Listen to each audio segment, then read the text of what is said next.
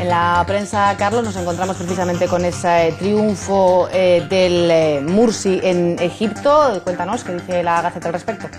Efectivamente, nos encontramos con ese triunfo en la Gaceta y con las preocupaciones que esto está creando, sobre todo entre los cristianos coptos. Dice la Gaceta que el triunfo del islamista radical Mursi en Egipto compromete la vida de los coptos, que aseguran sufriremos la represión más que antes. Subraya también, en otro tipo de temas, que la Generalitat vincula sus recortes al expolio español, lo que entre comillas, y se olvida de los derroches del tripartito. En cuanto a la economía española, en su editorial aboga por continuar con la senda reformista. En El Mundo, concesión clave de Merkel.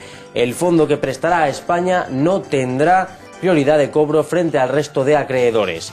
En deportes, dice hazañas Alonso. El piloto asturiano Fernando Alonso gana en Valencia horas después de que el futbolista vasco Xabi Alonso encarrile la victoria de España frente a Francia. El País destaca en portada que el fiasco de 9 autopistas de peaje abre un agujero de 3.800 millones de euros. Fomento estudia un plan para el salvamento de constructoras y cajas. Advierte de que el río Tajo agoniza por la contaminación en el año más seco. Aparecen miles de peces muertos en su lecho.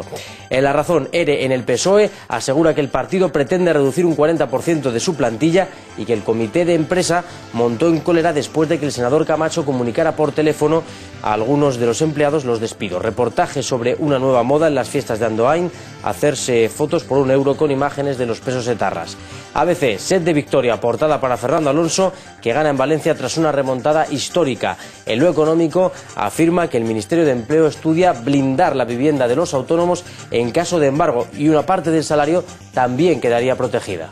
En la prensa económica se habla mucho de turismo, de cara ya a la temporada veraniega. El turismo, dice la prensa, se la juega este año. Hay varios sectores que preocupan en la prensa económica hoy y uno de ellos efectivamente es el turismo. En Expansión dice que la mitad de los españoles no ha reservado sus vacaciones por la incertidumbre económica. Junto a una fotografía de Luis de Guindos, este periódico subraya que es el día D para el rescate. El ministro remitirá a Bruselas la petición de ayuda financiera. Apunta que los ayuntamientos tendrán que cerrar servicios deficitarios. En 5 días, Fomento estrenará el pago por uso de autovías en Madrid mediante el cobro sin barreras. Apunta que ya se cancelan más hipotecas de las que se contratan y remarca que la congelación de empleo público duplica las pérdidas de la mutua Muface. Vamos con la prensa internacional, que destacamos hoy, Carlos. Y en la prensa internacional tenemos hoy en Financial Times artículos sobre España. Dice que solicitará formalmente a sus socios de la eurozona un préstamo para recapitalizar los bancos por un máximo de 100.000 millones. Según el diario, es el comienzo de una semana crucial que culminará en una cumbre europea la noche del jueves para hacer frente a la crisis de deuda soberana de la región. The Guardian afirma que el premier David Cameron anunciará una reforma importante en la política del bienestar. Según el diario, el mandatario propondrá eliminar los beneficios de vivienda a los menores de 25 años y los privilegios con los que cuentan las familias numerosas con 3 o más hijos. También sugerirá que se suspenda el pago por desempleo a los individuos que se considere que no están haciendo suficientes esfuerzos para conseguir trabajo. En Alemania, Die Welt recoge la carta de la Mesa Europea de Industriales a Bruselas, 50 líderes empresariales europeos que piden mayor desregulación para fomentar la actividad. Dicen que es el momento de seguir avanzando en las reformas estructurales, facilitando el crecimiento de la industria. Y en Estados Unidos, The Wall Street Journal le dedica un artículo a Dolores de Cospedal. Asegura que Cospedal ha cerrado escuelas, despedido profesores, privatizado hospitales y alargado la jornada laboral de los funcionarios, pero que su labor ha recibido los halagos de los evaluadores de crédito y de Mariano Rajoy. Sin embargo, el desempleo de su región se ha incrementado y se ha marchitado su tasa de crecimiento.